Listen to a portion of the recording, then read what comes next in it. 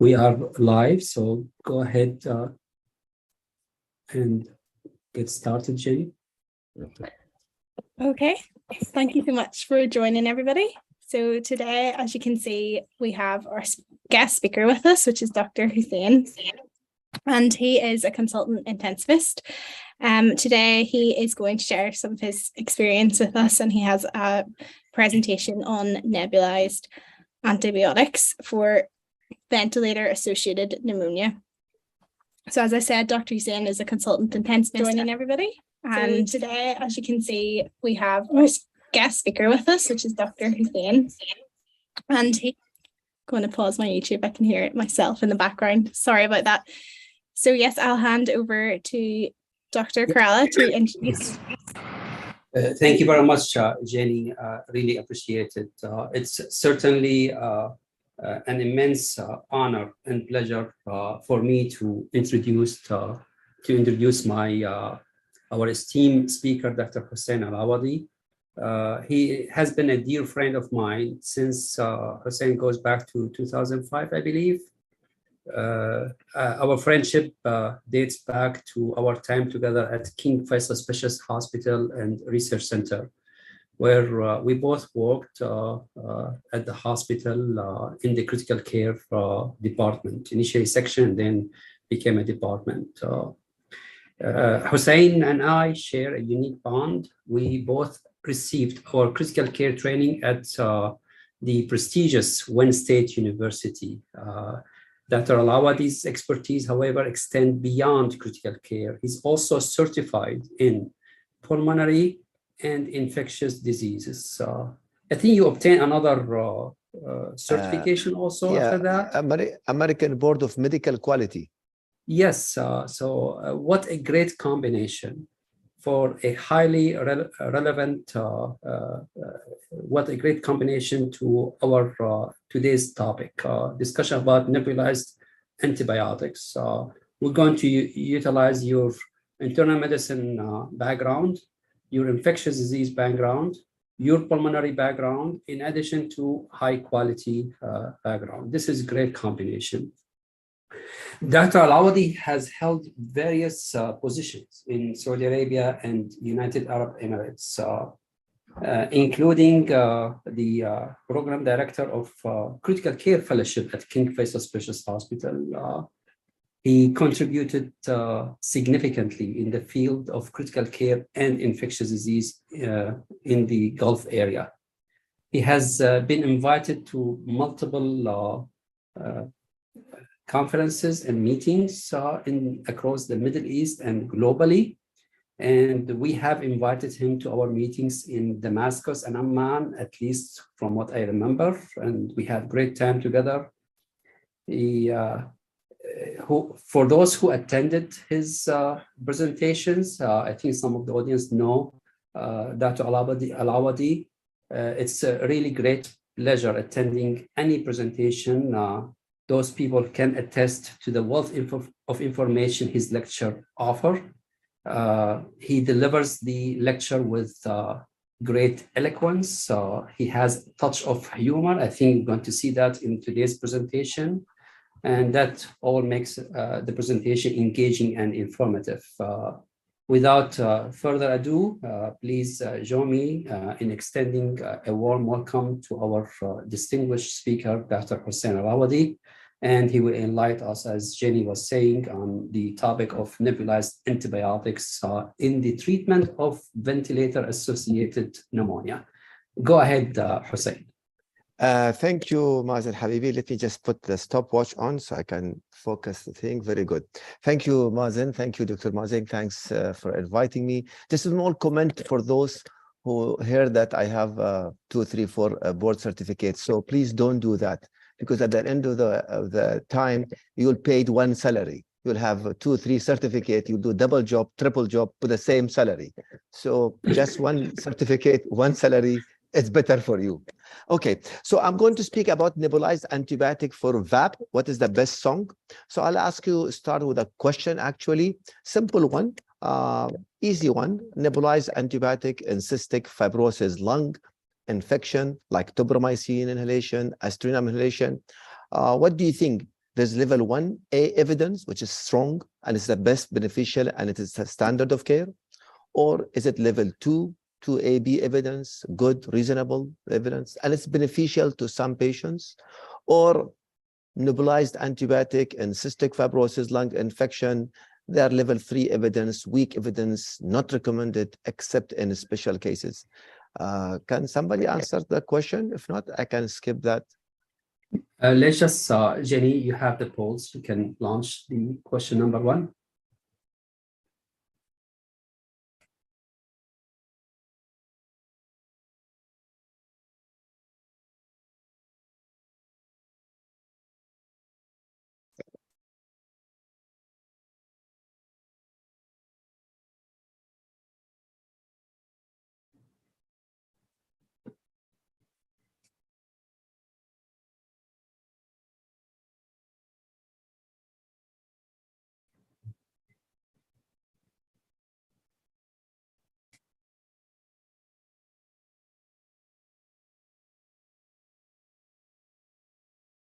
So I will, by the time the people answer the question, I can give the correct answer. Maybe you can stop here. Okay, you can launch the results right now if you don't mind.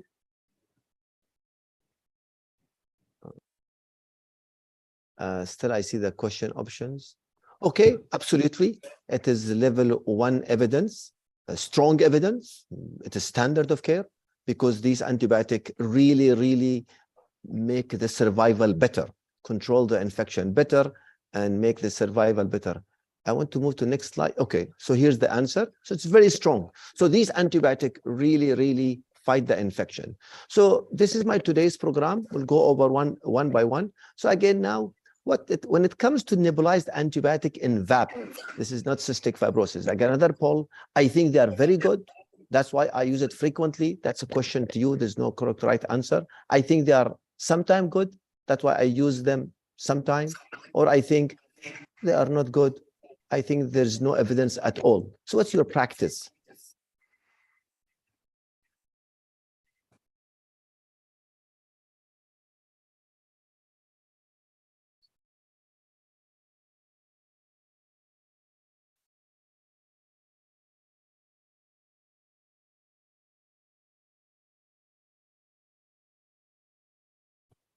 I want to welcome Dr. Al Shana also, who joined us as a panelist. Thank you very much, Al-Buthanna.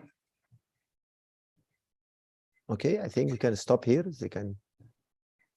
So let's see what the people. Okay, so I can see 60%, 2/3 are saying I think they are sometimes good. That's why I use them sometime. Okay, so let's see what the evidence says. Let's go to the next slide.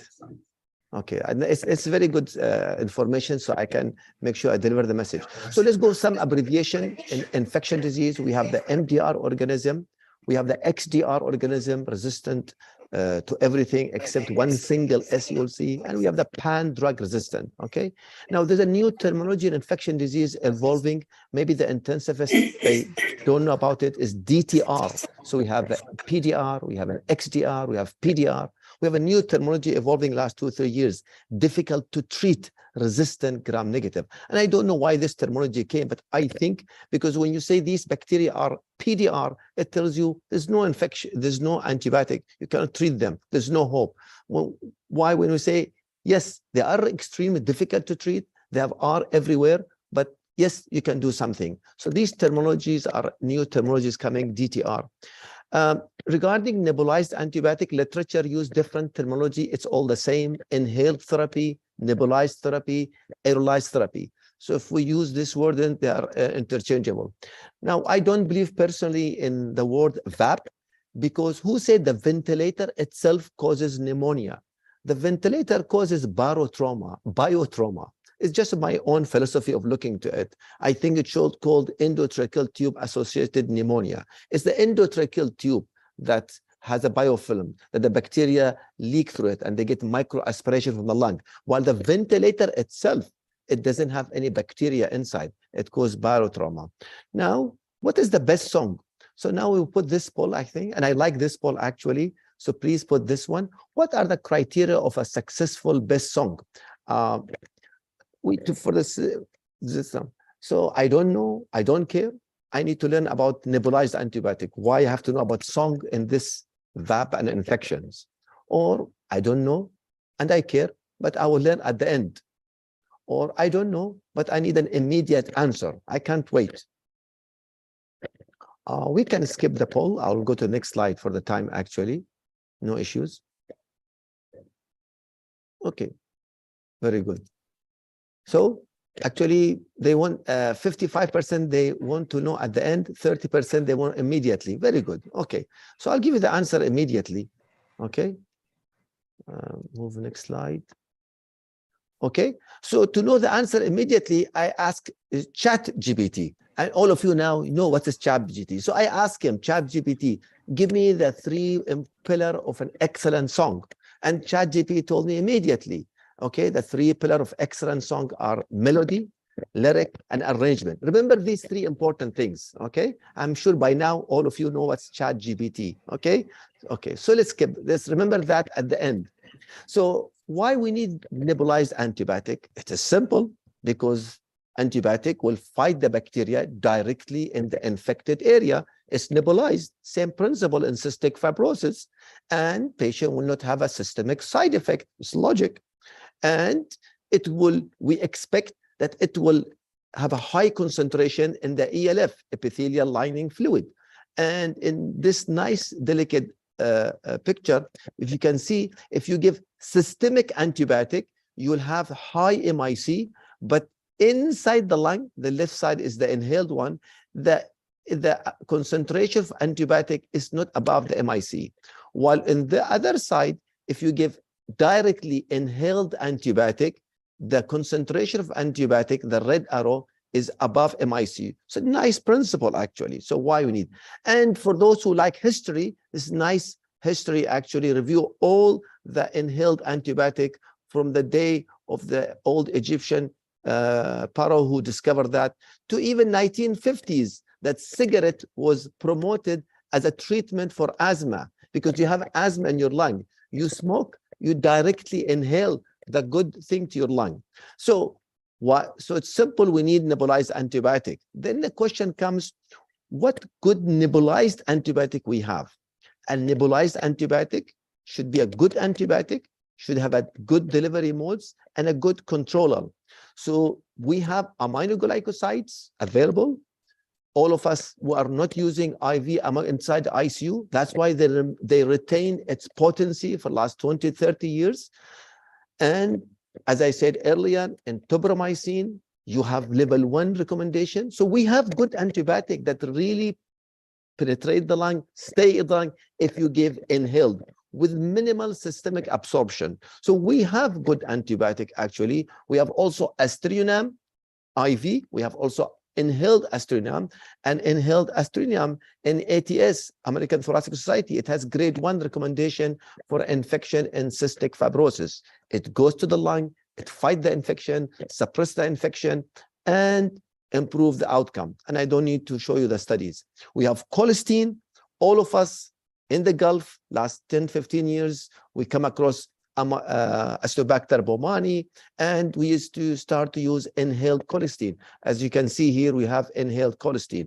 I don't want to talk about inhaled colistin in detail. I know there are different dosing formula, these are different dosing, but yes, we have inhaled colistin and still retaining its potency.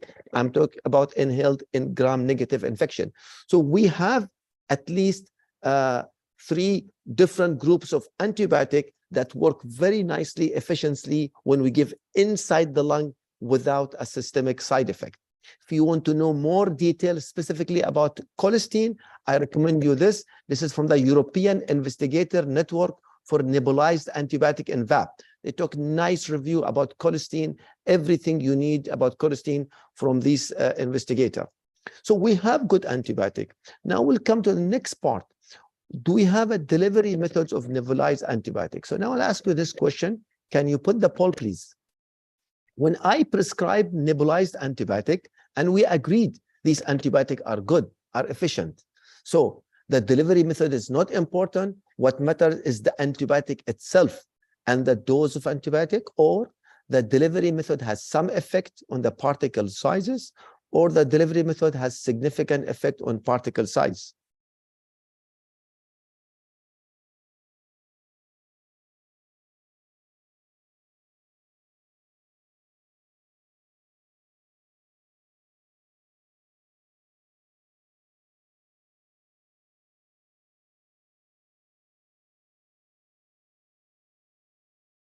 I think we can show the answer. Okay, very good. Majority said you believe that the delivery method, 90%, has a significant effect on particle size. So majority of you said that 90%. Now I'm going to ask you a question related to this one. So let's go to the delivery methods. So there are 3 delivery methods available: that the traditional jet nebulizer, we have the ultrasonic nebulizer, and we have the vibrating mesh nebulizer. Again, this is important because the size of the particle generated by this delivery method, it decides where the particle of antibiotic will go. If the particle size are large, it will stuck in the upper airway. It will not go down more than 3 micron. So if the particle are very, very small, less than 0.5, okay, it will go to the alveoli and bounce back all the way out, and it will, it's not there. So the particle that you need to generate actually is between 0.5 to 3 micron. So you can make sure it reach the target area. And this is very important, and this is a nice review about this aspect of pulmonary drug delivery strategies for infection. Where do we stand? So you need to use a delivery methods that make sure you reach the area that the infection has. Not in the airway, as you can see here. We want in this area, actually, in the alveolar sac, alveolar duct, and respiratory bronchioles, where the infection is. And there's a lot of review, actually, about the inhaled antibiotic in the particular matter to the particle size. What percentage of particle really reach the target area? So what literature says, the best one is the vibrating mesh. The vibrating mesh is a mesh that it vibrates and create atomic droplets that fit the size that you want to reach. So in one study here, when they used an antibiotic and they used vibrating mesh, 85% reached the target alveoli and bronchiole, and there's different CT scan, isotopes, bronchoscopy, and macrodialysis to analyze the amount of antibiotic in the epithelial fluid, while the jet nebulizer only 47%. So half of the dose is not reaching the target area. It's another review, as you can see here. The pink one are the vibrating mesh nebulizer. So if you use regular jet nebulizer, only 1/4 of the dose will reach the target area, while the best one is the vibrating mesh. And again, another review, actually, in this review, it shows if you use vibrating mesh,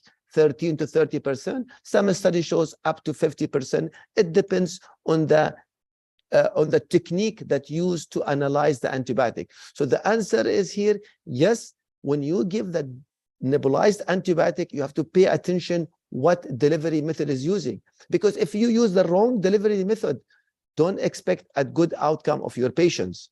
And this is the technology of vibrating mesh. This is the way that antibiotic comes, and that mesh vibrate through an electrical feed and generate this specific particle size that neither is too small to bounce back to the airway, neither too large to be stuck in the large area. So what about rule of you as an intensivist? So we have a good antibiotic.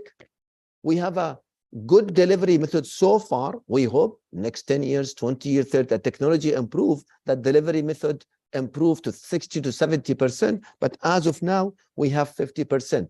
But is your rule as an intensivist is important, actually? Now I'll ask you this question. For those who said 90% in the post-short question that we really think that delivery methods are important. So I'll ask you this question. For those who said, yes, we give nebulized antibiotic and we pay attention to the delivery methods, which mode of ventilator do you use? And there's no correct answer in this question. I'm just asking you what you do actually. And remember, we're talking about antibiotic in VAP, in ventilator. I'm not talking about antibiotic in cystic fibrosis or regular pneumonia. This is VAP. So by default, your patient is on the ventilator.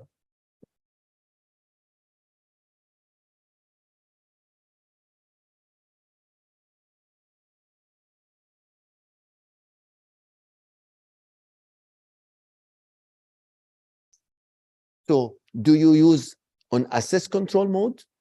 Do you use, so okay, so let me read the answers. So those who use and believe in nebulized antibiotic, 25% said we use on assist control mode, which is the volume.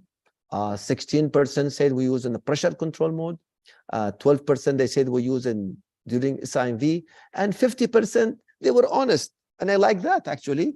I said I rarely paid attention to it. I just put the order and just let the nurse or the respiratory therapy deliver. And now, when you do that, let's see what will happen to your patients. So let's continue the slide. So now it's come to your rule actually. So what is the effect of inspiratory maneuver on lung deposition of tobramycin inhalation powder? Again, this is about tobramycin, but the whole concept that reviewing is the maneuver of the lung. It's an important also, is the maneuver of the respiratory status, is the maneuver, the technique of ventilator is important or not. And again, also refer to this nice review, Ventilator-Associated Pneumonia caused by MDR, understanding nebulization of aminoglycoside and colistin. And these are from European investigator. And they discussed everything. The only part I want to focus here is the rule of your technique, your order. The recommendation is when you use nebulized antibiotic, when you use the mesh ventilator, and if you want to make sure, really, if you believe the mesh ventilator deliver 50%, that 50% is only when you use this ventilator setting. It should be volume controlled with constant inspiratory flow, not acceleration, not deceleration. The patient should not be triggering, because during the nebulization of 30 minutes, each time the patient has desynchrony, each time he coughs, that antibiotic is bounced back to the airway, to the endotracheal tube. The patient is not getting it. And they should also have a tidal volume around 8 ml per kg. IE ratio should be 1 to 2. So you have a good inspiratory time. And you should also have in inspiratory pause of 20%. That patient will be no flow to make sure that amount of antibiotic is really delivered. If you don't make that setup, actually, 50% will not go. Maybe only 10%. And that's very, very important. So your technique as an intensivist, if we have given a good antibiotic, if you have given a good delivery mode, if you decide to purchase the mesh nebulizer, you need to do that. As you can see here, when you use the mesh nebulizer and you use this technique, only 10% will remain in the volume. If you use the other technique, 30% will remain in the tubing. So again, I'm summarizing this and I'll come to that slide again. The ventilator setting is controlled by you as an intensivist or by RT. You need to change the ventilator to volume controlled mode with constant flow, not CPAP. There's no point you treating VAP while the patient in CPAP. You should have a longer inspiratory rate with a good IE ratio, 1 to 1.5 or 1 to 1.2. You should have a pause time of 20%. So you have time for the antibiotic to deposit in the lung during inspiration before the next cycle of exhalation comes. They should remove the circuit mediator. You should use the filter in the expiratory pole. During that time, you need to monitor the peak airway pressure. Sometimes it may go up because there may be filter obstruction. You need to sedate your patient during that time. You as a physician, as an intensivist, you have to make sure. You cannot just write an order and go and round. That 30 minutes of nebulizer, if the patient is coughing, gagging, waking up, you are not delivering the ventilator. And after that, so if your patient is in CPAP mode, If a patient in SIMV mode and he's weaning process, and during weaning process he had a VAP, and you want to really wean him from the ventilator, then during the nebulizer therapy or inhalation therapy or aerosol, you should stop the CPAP, stop the SIMV, increase the sedation, don't do the sedation vacation, give him Persidex for that time, give her higher dose propofol for that time, or fentanyl or mefentanil, so you can hear really sedated during the nebulizer. Now, let's go to the literature review actually.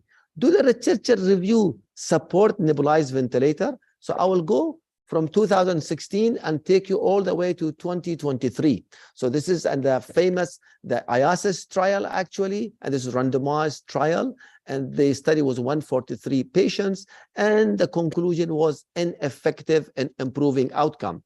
2015, the use of nebulized antimicrobial for the treatment of respiratory infection in invasive mechanically ventilated patient, a position paper from the ECMID. What they said, we suggest avoiding use in nebulized antibiotic. By that time, all the studies at that time did not show any beneficial effect. We suggest avoiding using, except in certain scenario, but in general, the recommendation, don't use. We go to 2018, the intravenous plus inhaled colistin therapy, and this was a systemic review. Conclusion, no, does not lower mortality. Why this meta-analysis didn't show? Because some showed better outcome, some show less outcome, because they are a mixture of different studies. We learned in basic biology, actually, there's a difference between mixture and solution. Mixture is combination of different things together, while the solution, they are homogeneous. So when you use different ventilator setting, different bacteria, different timing of inhaled antibiotic, different dosing, you will get a lot of inconclusive answer. So these meta-analysis till that time, all it was heterogeneous mixture. Then we go to 2020. This study was done in Spain. Again, they compared for inhaled antibiotic plus IV in control group. And again, there is no much significant improvement. The outcome was not good. So it was only in the primary endpoint, which they were extubated slightly faster. Overall, mortality outcome were better, but the clinical outcome were better, and only MDR gram-negative infection. Then this is the landmark, the biggest study actually was done in 25 countries and 153 hospitals. Is the inhaled trial. And you can see here, this was a superiority trial. They said, we want to prove that if you add inhaled antibiotic to the standard of care, which is an IV antibiotic, you should do better, because the patient, both arms are getting the IV antibiotic. When we add inhaled antibiotic, we reach a higher MIC. So this is a nice study, and the definition of VAP was very clear, and this was in gram-negative, people who are intubated 24 hours, and there is X-ray finding, and there is bacteria isolated, and there is a worsening oxygenation. So these are the study actually. It's the biggest study compared, and they use efficacy in 25 to 253. And unfortunately, there is no survival benefit in these studies actually. This is the largest study actually when you use IV inhaled. And we'll come to that later, try to analyze it actually. Now, people who like the guidelines, this is from 2022. This was a Chinese review. If you can see it down from, it is from Wuhan University. So I'm sure all of you now, by now, you know where is Wuhan and what Wuhan did to the world, okay? So these doctors or intensivists or ID physician, they said, let's review all the international guideline about management of VAP. So reviewed all the guideline as of 2022.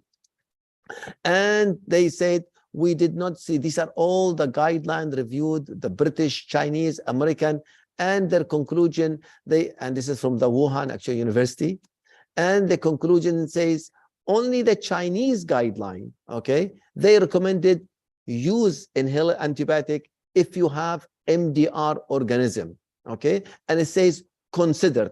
So majority of societies by that time, they did not recommend to give IV antibiotic.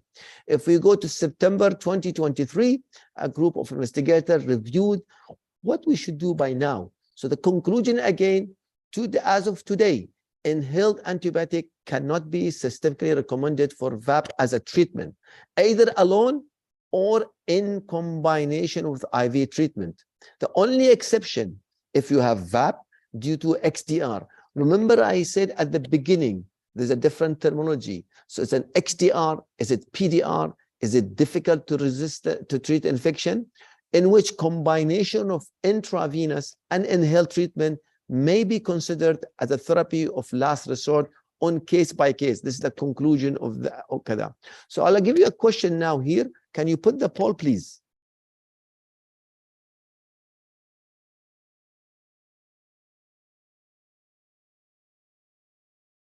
So this is a 50-year-old male in emergency department presented with a status epilepticus. He was moving, shaking, so an emergency femoral line was inserted, was loaded with sedation, so he can be intubated. He was giving high-dose phenytoin, and he was intubated for airway protection. He did not vomit. Initial FiO2 was 50%, went to the ICU, stabilized. By day 5, developed a new fever. And that day, his FiO2 is 30% better than on admission day. His blood pressure is stable. His CRP is slightly on the higher side. The nurse says the endotracheal tube, it is whitish secretion. At the beginning, there was no secretion. Now have a whitish secretion plus fever. The chest X-ray showed minimal infiltrate, was read as an atelectasis. So the question here to you, this is a fever, mild CRP, and some abnormalities in chest X-ray with a stable blood pressure, with even better FiO2. This is early stage of VAP. I will do septic workup and start systemic antibiotic. This is early stage of VAP. I will do septic workup and start systemic antibiotic plus nebulized antibiotic. I will hit it hard from the beginning. This may be an early stage of VAP called ventilator-associated tracheitis. I know some of you came across this terminology, the VAT. So I will give nebulized antibiotic only to treat the VAP, to treat or to attack the VAT, so I can prevent the VAT changing to VAP. So you want to prevent ventilator-associated tracheitis, not to be progressed to ventilator-associated pneumonia. Or this is a feveritis, okay? I use a term sometimes. So there's a fever. Could be drug-related or catheter-related. Remember, his catheter was inserted in emergency during emergency situation. I will send septic workup and a follow up the ICU bundle, but no antibiotic.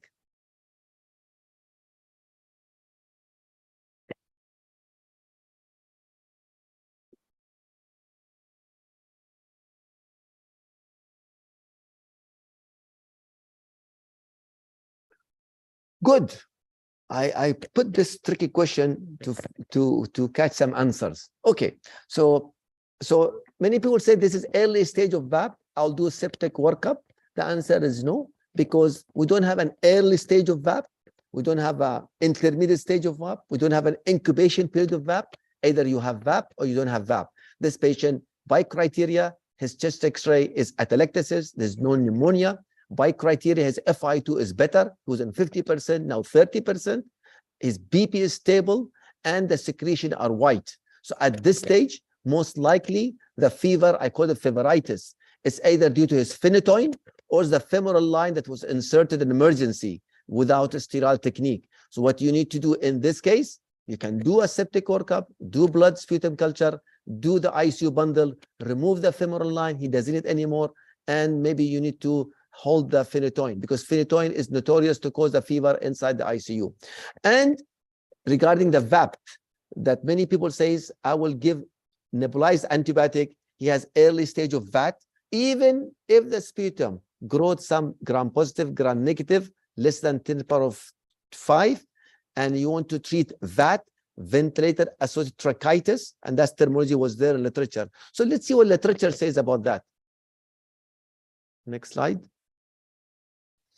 So this is my answer. This is feveritis. Don't treat fever with antibiotic in ICU. So this is the most recent VAP prevention guideline. Okay, this is not a VAP treatment. This is from 2022. This is from the SHE, the Society of Healthcare Epidemiology, and the IDSA and the Joint Commission. What are the strategies as of 2022 to prevent VAP? And if we go to that, they mention all the strategies that prevent VAP with a strong evidence and mild evidence. There is nothing at all mentioned about VAT. So it doesn't come that you treat VAT to prevent VAP. So do not give antibiotic for VAT. Maybe 10 years ago, maybe you used to do that, maybe used to practice that. But as of now, in this last update, it is not part of any modalities to prevent pneumonia by giving nebulized antibiotic to VAT. So with that, I finished 30 minutes, so we are good in time actually. We'll come to the last conclusion. So what's the best song in nebulized antibiotic actually? And we'll have a few slides. So why all randomized? To answer that question, I put that question number 7. Why all can you pull the poll please? Put the poll please. Why all randomized controlled trial did not show good outcome from nebulized antibiotic in gram-negative VAP infection? What do you think? So it's underdosing of antibiotic because we are not reaching a concentration above MIC, or it's under frequency, we're not reaching time above MIC, or we are using the nebulized antibiotic as a salvage therapy when IV antibiotic are failing, or using the wrong delivery methods, or intensivist is busy and not optimizing the ventilator setting. Now, having showed the literature, showed the previous recommendation, now I hope that you get the right answer here. So And this is another multiple choice. This is multiple choice, Hussain. They can select. This is multiple answer choice. There's one is the best answer. There are 2 are acceptable answer. Okay, very good. So the underdosing of antibiotic, not reaching the concentration, that's not the answer correctly, because if you use the right delivery method, and I didn't want to the studies which measure the epithelial fluid lining concentration. So if you use the right delivery, you can guarantee reaching the proper level inside the epithelial fluid concentration. Under frequency of antibiotic, not reaching the time, that's again not the answer. Used as salvage therapy when antibiotic is failing, that's possible. When your patient is treating it with pneumonia and suddenly you decide to add nebulized antibiotic, you will fail. So that's acceptable answer actually. Okay. Using the wrong delivery methods. Let me show you the answer. Can you close the phone? Yeah.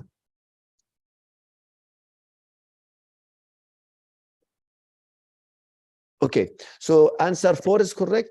Use the wrong delivery methods. If you use the other mode of the jet and ultrasonic nebulizer, the antibiotic will not reach the area. Intensivist is busy and not optimizing the ventilator setting. You just write the antibiotic, and I'll show you actually. You just write the antibiotic and you go, you're busy. You say, I don't have time to adjust the setting. I cannot write 2 adjusting setting per day. And regarding the dose, this is published just a month ago. How to use nebulized antibiotic in severe respiratory infection, okay? And they review nicely, and I want you just to pay attention to the area that I put the circle. So the 3 biggest randomized controlled trial which failed to show an outcome, did ventilator setting optimization? No. Okay, they use all the mesh nebulizer. You can see a mesh nebulizer, and they use the mesh nebulizer. But non-synchronized, this was synchronized, this was non-synchronized, but they did not pay attention to the ventilator setting. That's the reason the antibiotic is not able to reach. If you remember, I showed you the first slide. The antibiotic in cystic fibrosis, level 1 recommendation. Why? Because the patient is inhaling it in the same time.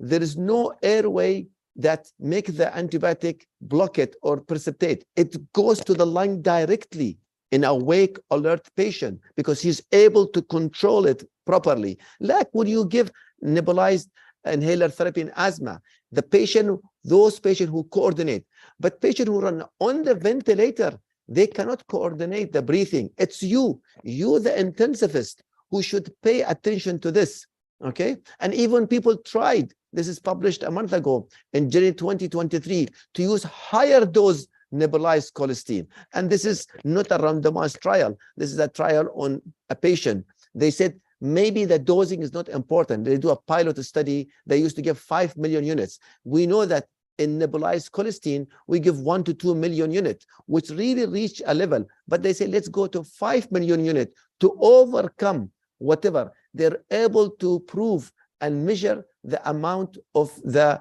antibiotic in the nebulized area. So going to the first question I have, what's the best song? A best song, as ChatGPT answered, it has 3 parts actually. It has a good lyrics, good wording, good musical instrument, and a person can sing nicely.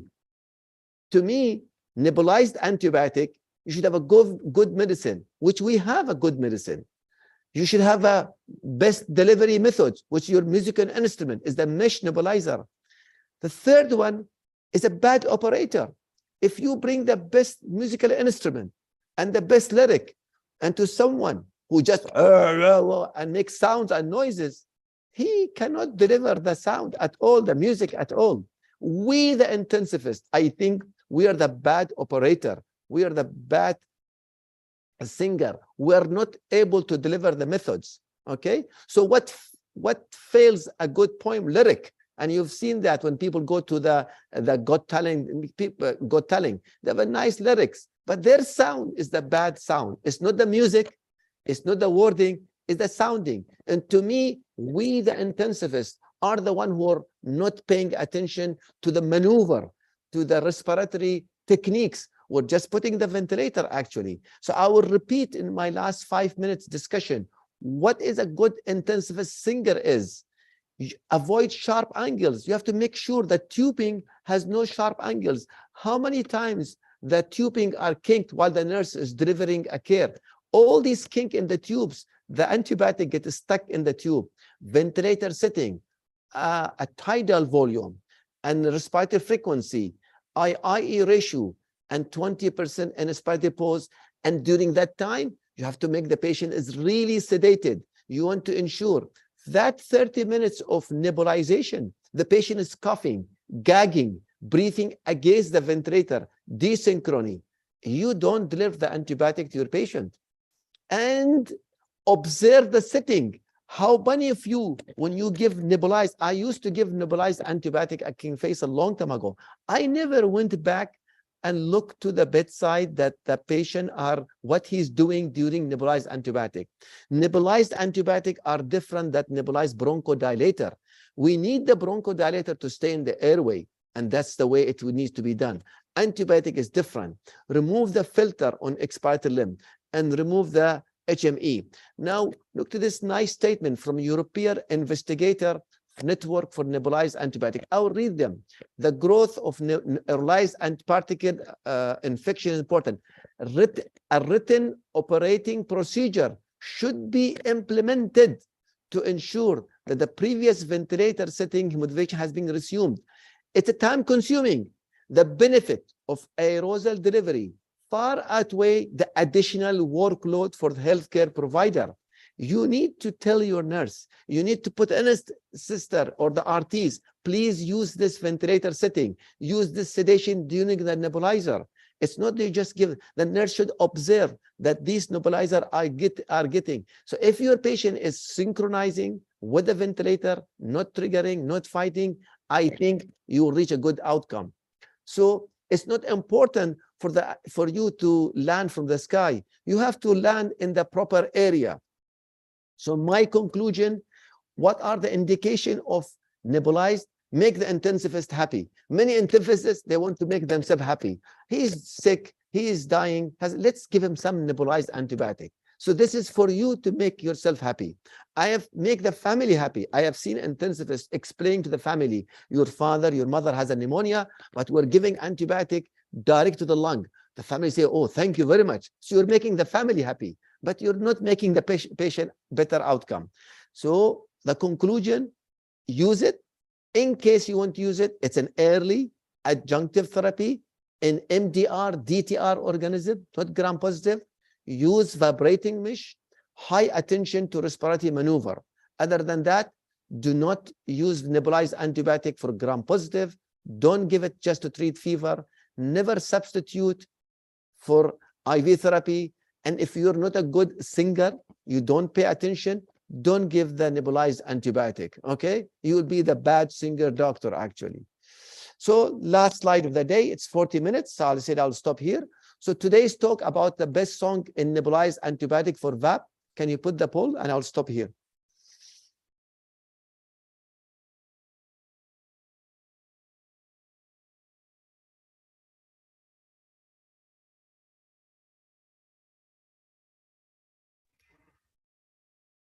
So Hussain, waiting to see what they want to do with the slides.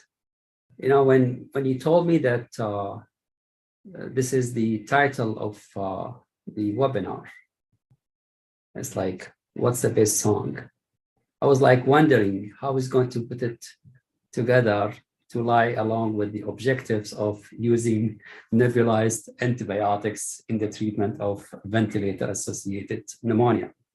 And initially, I thought that this is typed in error. It's like, you don't mean what's the best song, you mean what's the best antibiotic. And you put it together very elegantly in a way that it makes a lot of sense now, to the degree that we have 85% of people, they want your slides so far. I don't know. I wrote, I didn't like it. So maybe people don't like it, but I still want the slide. So maybe they don't like the talk itself. Okay. So let me see the result of what is that? Okay. So I have 85%, they like the slide, and 15%. In this, the correct answers, unfortunately, is number 3. So that's okay. That's a correct answer. I'm the one who correct the answer. So I decided. Okay. Is it last slide of the day? Okay. So the slide will be given to ICU Rich, and they will decide what to do with it. With that, thank you very much. It took me 42 minutes and less than 1 hour. I'll stop here. Thank you. Thank you very much. That was really interesting talk and great use of polls as well. So as always, before we finish up, if anybody wants to take the opportunity to ask some questions, you can put those in the chat or raise your hand. So go ahead, please. Dr. Shana. Yes. Thank you so much for the talk. Interesting. You know, it's like other topics. You know, old did not show benefit, then it's showing benefit in other patient group, and now, you know, being reevaluated for the same problem again. And I think the devil's in the details, as you mentioned. It's how to optimize the delivery of the antibiotics in the alveoli. I think it looks like it's very vital to pay very good attention to patient dynamics, you know, as you mentioned, the respiratory, the ventilator, the mode on the ventilator, how much sedation the patient is in, and you know, to optimize that. So I wonder, you know, in patients with tight airways, you know, asthma, or to a lesser degree COPD, we try to you know, carry the bronchodilators to reach the bronchioles, and by doing that, we try to change the flow away from turbulence by, for example, doing heliox as a carrier rather than nitrogen. So heliox with oxygen is being used to you know, to treat asthma exacerbation by adding the bronchodilator. So I wonder if this is something to consider, is to add the heliox as a carrier for these antibiotics, because really your goal is to reach far in the airways down to, as you said, to the alveolar sac and the alveoli. I'm not aware if anyone tried it. I know it's going to be Not easy, complicated because of the ventilator, the alarms, and you have to connect and disconnect. So something, you know, a thought to consider. And again, thank you so much for the talk. Thank you. Dr. Alshana, where you are actually? You're calling from where? UK, Ireland, USA? No, I'm actually with Mason, Fargo, North Dakota. Ah, okay, okay. So actually, I want to say that this is the beauty of webinars like this. This is a great idea, Al-Muthanna. This is really well thoughtful, actually. It's like we're trying to avoid the turbulent flow. When Hussain was saying that we want to make sure that the tubings are smooth, the filter is removed, patient is not desynchronizing with the ventilator, the mode of ventilator should be delivering the air with the best flow. This is all aimed to deliver the medication in the alveoli. And now using a heliox, where we know that it's going to be associated with less turbulence, it really makes a lot of sense. However, whether this is going to improve outcome or not, I'm not sure. My question to Hussain, you think that if we optimize the drug delivery in those extremely resistant organisms, you think if we do a well-organized study, by the way, we don't have so many infections of this in the US, that's why you don't see big studies. Most of those are actually in the Middle East and other third world countries. So a well-organized study with excellent drug delivery, do you feel that it's going to be associated with better outcome? Okay, thank you very much. Actually, let me answer indirectly, then come back to your questions. Then I'll go to my last two slides. I just kept it standby for future. If we as an infectious disease doctor, we care about survival, but we care about antimicrobial resistant. So majority of these studies, they are done by intensivists, and they care about survival. But many of these studies showed that the patient was extubated earlier with nebulized antibiotic. That's good outcome. They were giving less duration of antibiotic. Rather than you give them 10 days, they do better when you use nebulized antibiotic plus IV in 6 days.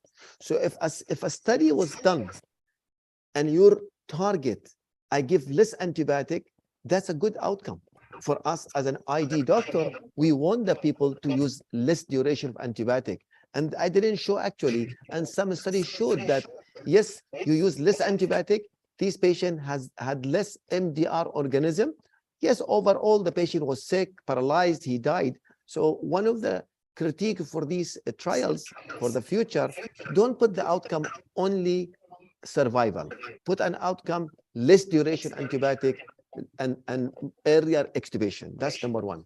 And number two, there were some few studies I've seen, it correlate the turbulence of flow and the airway resistant to delivery of antibiotic. So there are few anecdotal studies that may suggest, yes, probably give some bronchodilator if the patient has a narrow airway, if the patient has an airway resistant.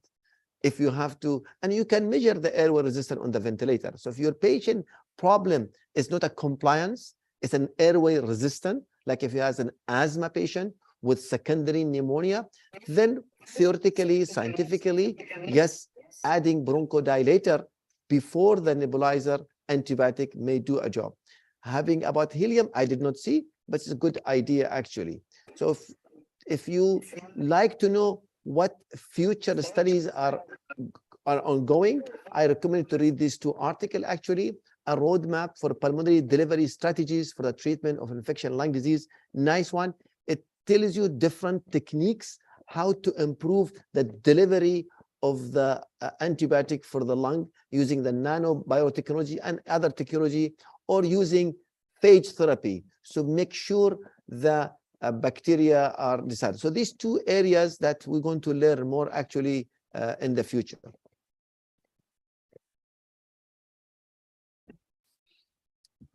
Thank you very much. So Bannon has their hand raised. Do you want to unmute and ask your question? Yeah, yes, thank you. First, I will thank you for thank Dr. Hussain for this nice detailed presentation. Then I had learned that that nebulized antibiotic had strong recommendation on cystic fibrosis and do not have any benefit in VAP.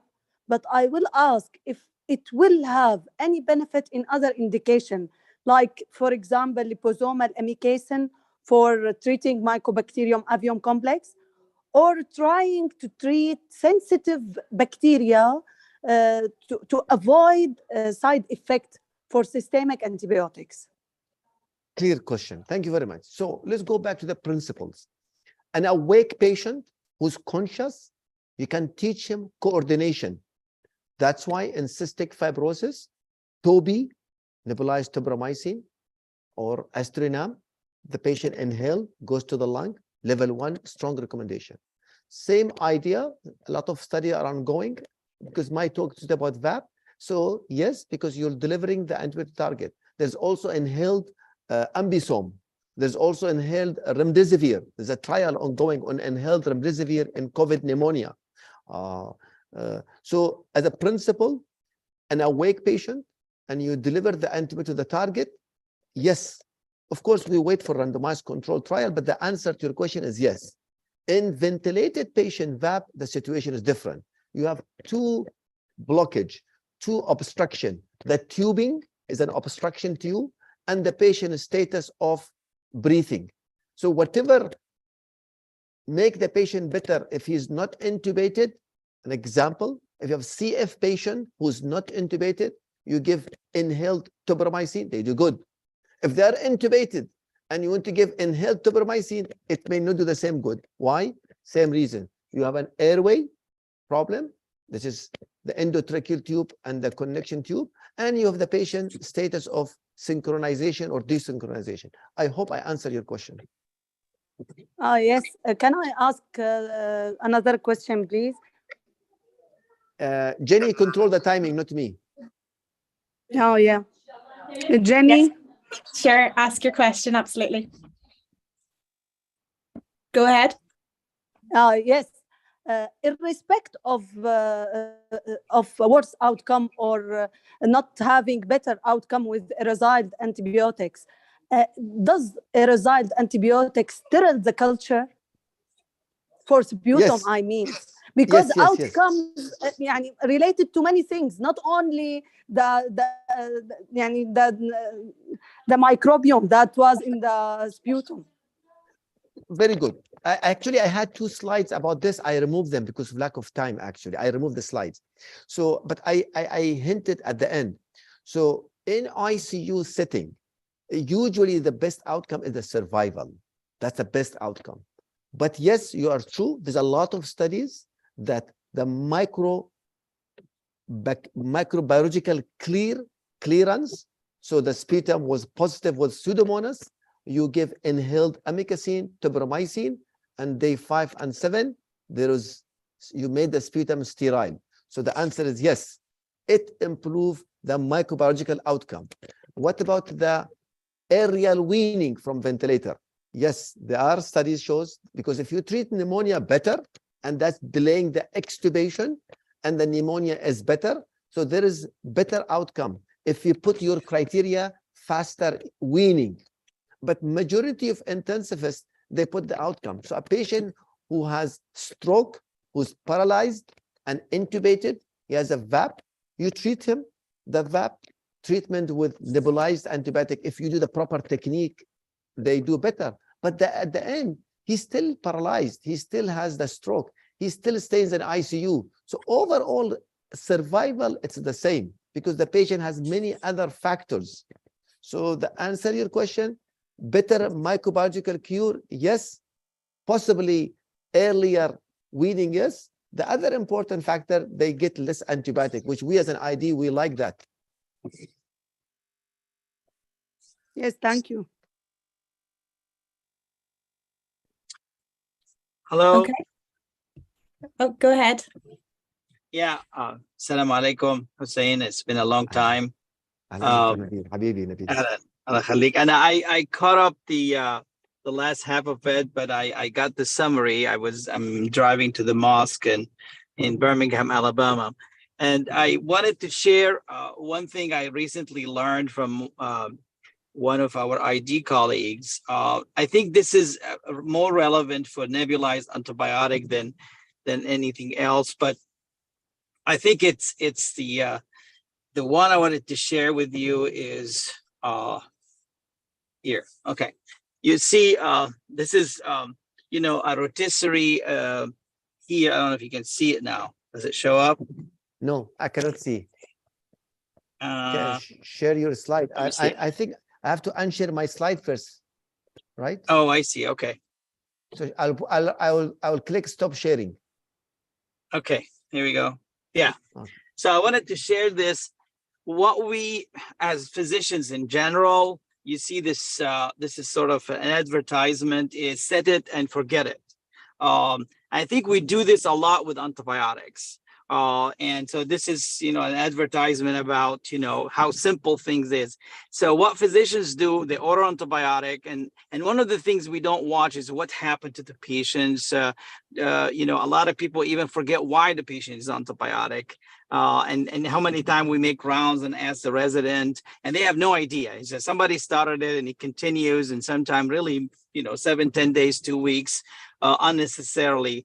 And now I'm learning from you that the nebulized antibiotic is actually more relevant. It's not only that we order it and look at the clinical response, but we have to also watch how it's delivered and how the ventilator settings have been adjusted in order to optimize its delivery. So I think it's one of those things. And I think I had previously done the same mistake, and you know, we've ordered before nebulized colistin and never felt it made any difference in patient. Even if we do it adjunctively, you know, with the systemic antibiotic, I never felt it made any difference. So that probably explains everything you've mentioned today about this technique would be the most important part of it. Yeah, thank you. I absolutely agree with you. Thanks for the comment. And now for the last 3 years, the place I work actually, I don't have RT all the time. I get RT one time, and I sit with the RT. If I know the RT, I give. Then after 1 month, I don't have an RT. Then I don't write nebulized antibiotic. And then the intensivist and people ask me why. I said, I'm sorry. They said, how come the same disease you give? I said, I don't have an RT. The nurses don't know. They just put it, and the patient is coughing and gagging and waking up. So the technique is important. So I stopped giving a nebulized, and we did not have mesh nebulizer. Now we just brought the mesh nebulizer, but it's still the songer. It's you, it's me, it's Mazen, it's everyone. We need to make sure we orchestrate things very well. Okay, thank you. We have just a couple of minutes left if anyone wants to ask some questions. There's nothing in the chat at the moment.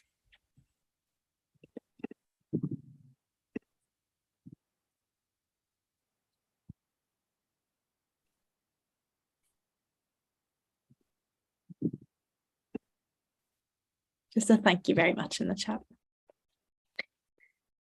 Okay, so we will finish up then. Thank you very much again. I'd just like to remind everyone, as we always do, that all the information you can need to access about ICU Reach is found on the website. We have a very good website, so please do look at that for more information about upcoming webinars like this one as well. And the next webinar, the details of that will be given to you, but it will be after Ramadan. So thank you, everyone. Thank you, Mazen. Thank you, Jenny, for having me this opportunity to present. Thank you very much. Thank you very much, everyone. Appreciate it. Thank you, Hussain. That was great.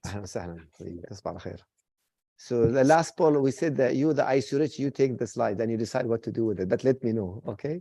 Send me the slides. Okay, sure. Excellent. Thank you very much. Thank you, Jenny. Thank you, everyone.